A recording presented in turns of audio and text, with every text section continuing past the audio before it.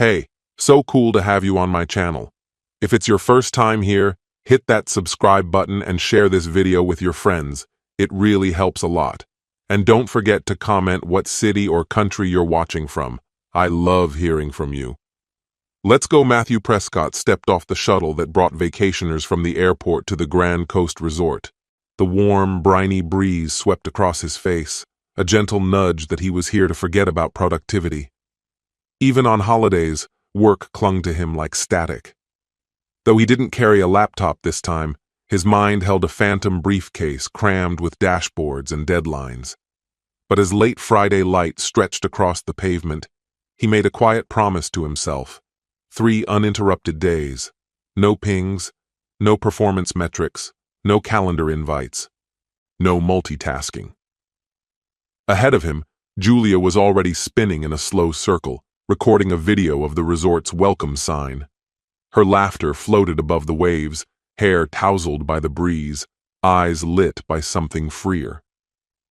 The sea always unlocked something dormant in her, a lightness, an openness, and that transformation was part of what had kept their marriage alive through 8 years.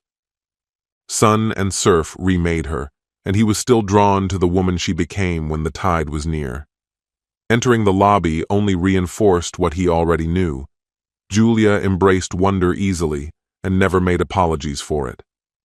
While Matthew filled out the registration forms at the front desk, Julia meandered between marble pillars, commenting with delight on the chandelier shaped like a cluster of shells, gracefully accepting the chilled towel as if it were a fine dessert, and giving an enthusiastic nod to the ambient soundtrack playing from hidden speakers. Then came a voice from the past. Samuel Clark, the hotel's general manager and Matthew's former college roommate, appeared dressed sharply in navy, his grin wide and familiar. The two men embraced with a hearty clap on the back, trading quips about old poker nights and legendary late-night study failures. Samuel passed over the room keys for 712, naturally, with an ocean view, and, in the same breath, extended an invitation to the resort's traditional Saturday volleyball game, staff versus guests. Matthew laughed and admitted his agility had seen better days, but promised to show up as long as stretching counted as warming up. As they strolled toward the elevator, Julia grabbed a vivid brochure from a stand nearby. The cover showed a diver suspended in a cloud of reef fish, sunlight glimmering off the oxygen tank. "Check this out," she said, handing it to Matthew. "Intro to Scuba Diving. Tomorrow morning, offshore adventure." Matthew raised his eyebrows. He'd never figured out how to equalize ear pressure underwater, and the idea of descending into the deep with nothing but a steel cylinder of air unnerved him. Still, he offered a non-committal nod. At the bottom of the flyer, a bold name was printed: Brian Dalton. 3 minutes later, while they were riding up in a mirrored elevator, a voice behind them called out, bright and booming, "First lucky couple I get to meet today." There stood Brian, carrying a box of brand new fins, tags still attached. Tall, golden-skinned, radiating charm like it came standard. His smile had the practiced smoothness of someone who made a living dazzling strangers. Without pause, he hit the button for the 7th floor and launched into conversation. He asked where they were visiting from, complimented Julia's soft-spoken accent, shared stories about guiding couples from Oslo to Rio, and quipped that if God had been in a playful mood, he would have painted all the reefs just like the one outside this resort. Julia laughed, a kind of unguarded, melodic laugh Matthew hadn't heard from her in a while. When they reached their floor, Brian offered to carry their luggage, joking with a wink that his gym routine was designed for hotel hallways. Matthew declined with a courteous nod. As the elevator doors began to close behind him, Brian leaned toward Julia and said, 8 sharp tomorrow. Come a bit early. I'll show you the basics." The doors sealed, and suddenly the hallway seemed narrower, the wheels of their suitcase dragging a little heavier behind them. Inside room 712, they found a sleek balcony with a glass railing, a plush king-sized bed, and the familiar scent of synthetic coconut mixed with lemony cleaner. Julia let her bag drop and rushed outside to film the sunset. Matthew instinctively adjusted the thermostat, scribbled down the Wi-Fi password, and located the safe. When Julia came back, she described the fishing boats scattered on the horizon, their sails catching fire in the golden light. Matthew listened, only half there, while Brian's voice played faintly in the background of his mind. It didn't mean anything, he told himself, just friendly enthusiasm, standard for resort staff. Still, at dinner, a rich meal that included grilled lobster tails, he caught Julia glancing around the room more than once, perhaps looking for the dive instructor. He tried to draw her focus back to the crisp, chilled wine in their glasses, but something in the air had already shifted. Quiet, but heavy. Saturday arrived wrapped in sunlight and the scent of brewed coffee drifting in from the hallway. Matthew, already dressed in his workout gear, answered a call from Samuel. Game time was in an hour. Julia emerged from the bathroom wrapped in a towel, asking if he'd be joining her for the dive. He reminded her about the volleyball match and said she could always watch from the sidelines. She frowned, her disappointment briefly visible, and said she might browse the gift shops and perhaps stop by the dive center to ask about other excursions. Matthew kissed her on the forehead, and together they left the room. At a fork in the walkway, they split, each heading in opposite directions. Artificial bird calls piped softly from the shrubbery, setting the scene for another perfect tropical day. But for Matthew, something quieter and more insistent had already begun to settle, a subtle unrest he couldn't name. The volleyball court lay tucked between swaying palm trees and symmetrical lines of loungers, where sun-kissed vacationers sipped brightly colored drinks. Samuel flung a green shirt toward Matthew, emblazoned with the resort's logo, and quickly laid out their strategy. Keep serves low and deceptive, aim for the middle, and avoid the backcourt, where the standout defender, a waiter, was practically untouchable. The sun scorched the sand relentlessly for the full 2 hours. Matthew dove again and again, chasing impossible balls, his body carving trails through the hot grains.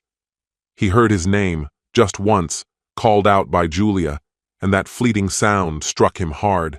She'd come to watch. A surge of long dormant pride lit up inside him, the kind that used to drive him during college matches. When the final point landed, the guests emerged victorious, 21-18, soaked in sweat and adrenaline. As Matthew reached for his towel, his eyes scanned the court's perimeter. Julia was gone. Before he could say anything, Samuel casually mentioned he'd seen her head toward the central pool after the first set.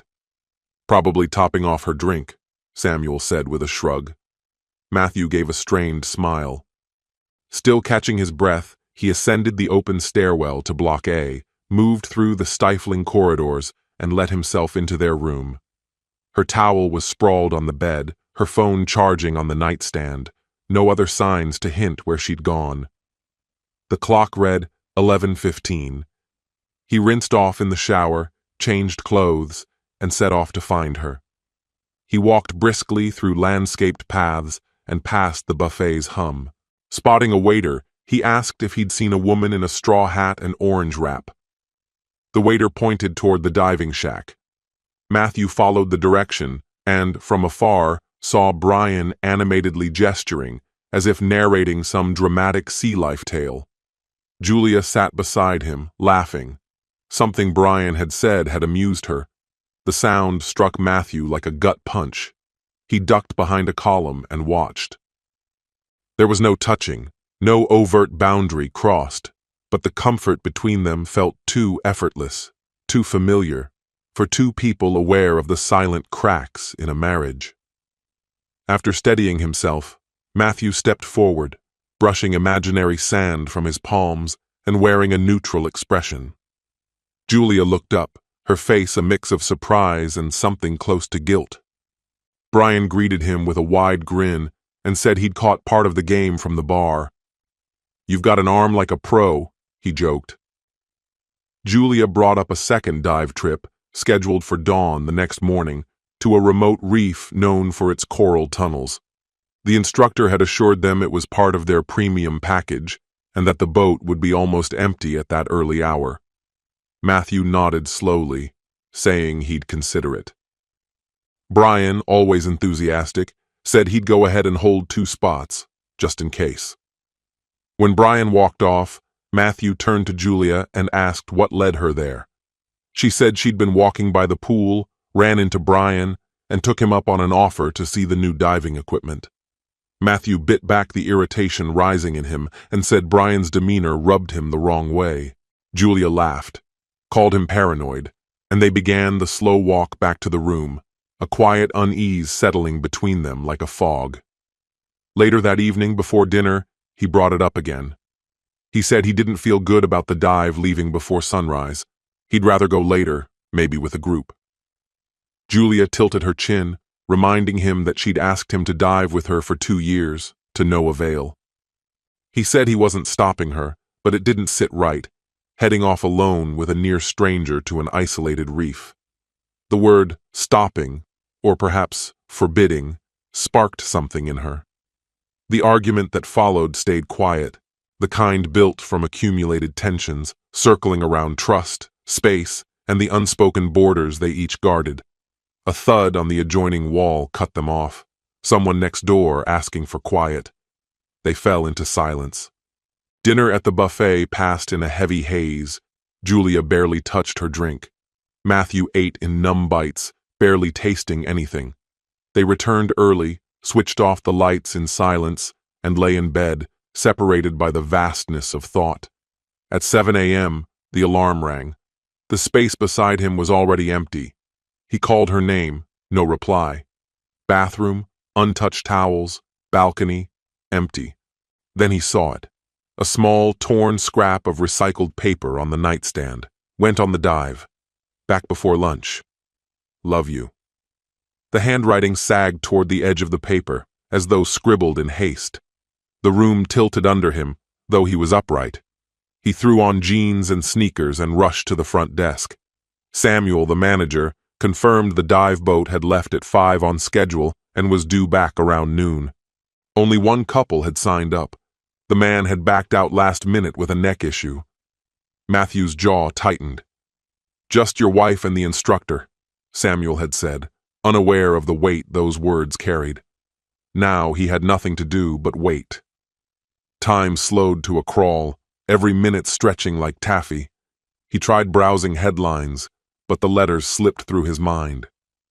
At 11:45, he stationed himself on the beach near the pier, eyes locked on the horizon where foamy waves curled against the deep blue sea. Noon. Other boats arrived, unloading red-faced tourists and dripping snorkelers. But the dive boat? Still missing. Then a message from Samuel buzzed through. Probably just a small delay, maybe a maintenance stop. An hour slipped by. Then another followed. Right at 2 in the afternoon, the blue boat emerged on the horizon. From his vantage point, Matthew spotted Julia immediately. She was sitting up front, her ponytail flicking in the breeze. Brian was at the helm beside her, relaxed and confident. The vessel was empty apart from them. As the motor quieted, they both jumped onto the dock, laughing at something he couldn't hear. Matthew stayed motionless, composed on the outside, though rage simmered just beneath the surface. Not a word passed between them as he took her wet backpack, gripped her hand tightly, and led her toward the elevator. The silence that followed was suffocating, heavier than the scuba gear they used underwater. Floor after floor ticked by, each one pressing down harder. Once they reached their room, Matthew shut the door, softly, almost eerily so, then unleashed his fury. He demanded to know how a quick dive trip had stretched into a vanishing act that lasted the entire day. His voice rose. He accused her of irresponsibility, of spending hours alone with a man she barely knew on a remote stretch of coastline. Julia fired back. Brian wasn't some stranger. He was a licensed guide. The boat's fuel pump had failed, and they had to wait until high tide to engage a secondary system. Matthew asked for proof. She had none. He pushed harder. Did she even try to contact him? She reminded him her phone had been left behind. The conversation spiraled out of control, devolving into bitter accusations about trust, control, and respect. Julia eventually broke into tears, but her crying did nothing to calm him. Matthew turned to the suitcase, unzipped it, and started stuffing clothes inside, like someone trying to erase what had just happened. He said they'd be on the next plane out. When Julia reached for him, he pulled away. Without another word, he left the room, descended 2 flights of stairs, and walked straight into Samuel's office. Behind closed doors, he relayed the entire situation with a steady, deliberate tone. Possible boundary violations, unprofessional conduct, maybe worse. Samuel, once just a casual drinking buddy, quickly adopted a more serious posture. He informed Matthew that every boat at the resort had surveillance systems, and they could review the footage. Matthew agreed, a storm churning inside him, part dread, part grim certainty. Together, they made their way to the chilly basement, where a wall of monitors displayed live video feeds from every corner of the property: pools, hallways, boat docks. Samuel wound the footage back to just after 5 in the morning. The first segment showed Julia putting on her life jacket while Brian checked the gear. The view shifted to shots of the open sea, then to a quiet, empty beach. On the sand, Brian spread out a towel and gestured skyward. Moments later, he leaned in, too close. A prolonged kiss followed, unmistakable even in the grainy resolution. Later, he filmed Julia diving alone, then lay down next to her on the towel.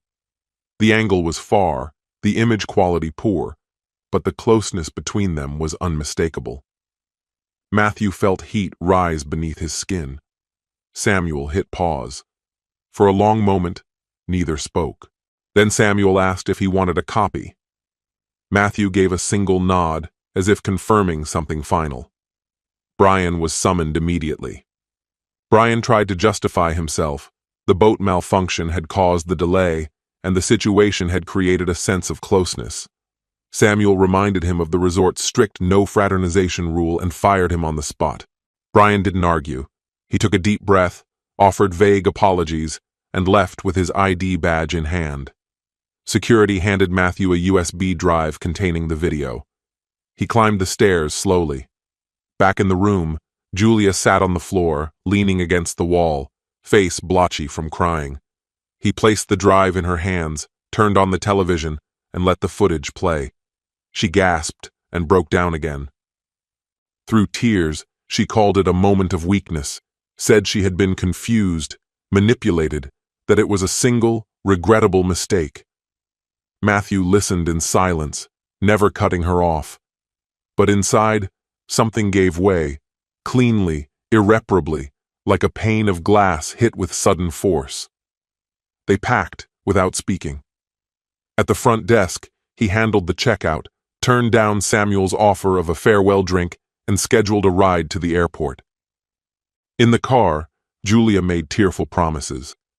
Matthew told her they'd talk, if there was anything left to say, once they were home. The overnight flight became a blur of memories. Their first holiday, the beachside proposal, the apartment they'd painstakingly furnished together. His mind cycled through fury, sorrow, and disbelief. Julia cried until she fell asleep. As she slept, Matthew stared at her reflection in the window, struggling to distinguish between an honest mistake and a deliberate betrayal. By the time they landed, the emotional chasm between them had grown wider than the distance they'd traveled. Back at the apartment, the air was dense, the silence louder than ever. Matthew left his suitcase at the door and quietly told Julia to collect her belongings by week's end. She pleaded for counseling, listed other couples who had survived worse. He walked to the living room, took down every framed memory from their travels, and turned the photos to face the wall. He told her there was no rebuilding, not when the foundation had cracked this badly.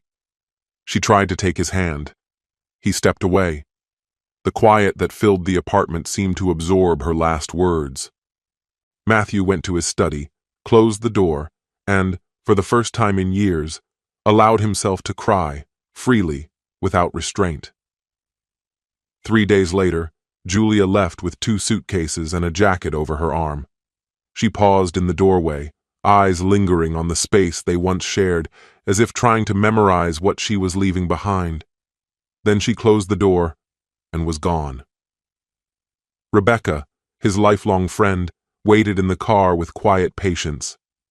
Matthew lingered in the kitchen, eyes scanning over a report he couldn't fully comprehend. The low drone of the elevator descending was unmistakable, a signal that something final had occurred. That night, he reached out to a family law attorney via email, attaching the incriminating footage and presenting the situation in calm, unemotional terms. A response arrived within hours. It confirmed a clear breach of marital duty, opening the door to an uneven division of assets and denial of spousal support.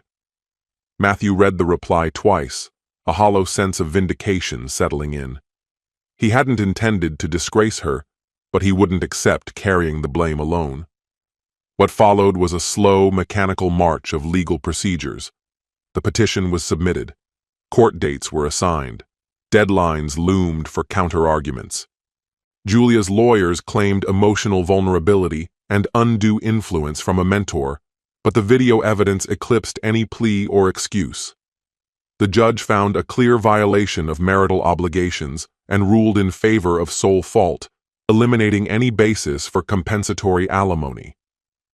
Guided by partial community property laws and altered by a finding of bad faith, the asset distribution favored Matthew, granting him full ownership of his pre-marriage condo and a larger share of their joint investments.